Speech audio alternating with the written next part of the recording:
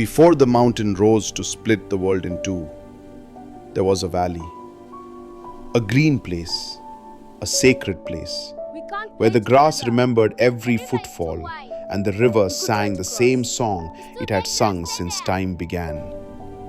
Two kingdoms lived on either side, the uplanders carved from stone and wind, the lowlanders warmed by sun and soil. They never crossed the valley, they never spoke. They only watched and wondered. In the uplands lived a boy named Theo. His world was rock and grey sky, but his eyes were always on the valley below. In the lowlands lived a boy named Kofi. His world was river and laughter, but his heart wondered about the figures on the cliffs. One dawn, Theo descended. One morning, Kofi wandered. And in the tall grass of the sacred valley, two worlds collided. They met not as enemies, not as strangers. They met as children meet, with curiosity, with wonder, with the simple truth that a smile needs no translation. They played in the river. They built dams from stone. They laughed without sound, and the valley laughed with them. Theo gave Kofi his greatest treasure, a smooth white stone from his homeland. And Kofi, wanting to give something back, reached for the only beautiful thing he saw, the sacred talisman. Ancient, powerful, never to be touched. The moment his fingers closed around it, the wind died. The insects froze. The valley held its breath.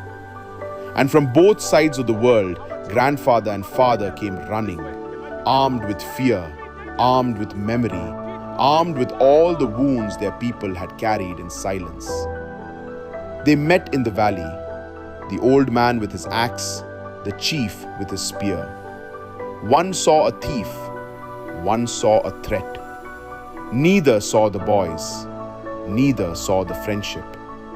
A shout, a warning, an axe thrown at the ground.